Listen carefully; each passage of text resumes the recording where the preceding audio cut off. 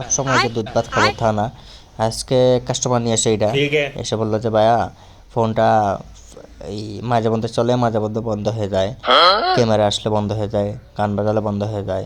তাই আমি বললাম যে হবে, তখন মনে হলো যে এইটা তো হেইটা মারা লাগবো, গরিবের সিপিইউ। সে বললো কাস্টমারে যে ভাইয়া কত দিব, বললাম যে আর কত দেবেন, দেয়া দেন। একটা মুচকি এসে বললাম যে দেয়া দেন 500।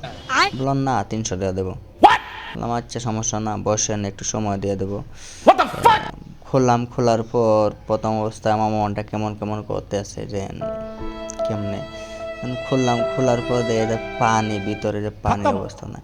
বললাম যে ভাইয়া এটা কোথায় পড়ছিল, বললো যে বাথরুমে পড়ছিল। জীবনটা বেদনা। আর যাই হোক, পরে দেখি ওই বিপিএস লাইনে পানির অভাব না, কয়েল, এখান থেকে কয়েলের নিচে পানি, তারপর উপরে পানি। আচ্ছা ভাইয়া আপনি তো আগে বলেন না যে পানি ঢুকছিল। বললো যে ভাইয়া এগুলো তো আজকে 3 দিন আগে ঢুকছিল, আমি তো মনে করছি শুকাই গেছে। এটা ছাদের উপরে রোদের উপরে দিয়ে দিছি, চুলার উপরে দিয়ে দিছি, কি এখনো শুকায় নাই। বললাম যে ভিতরে পানি কি এত সহজে শুকাবে? বললাম যে এটা তো একটু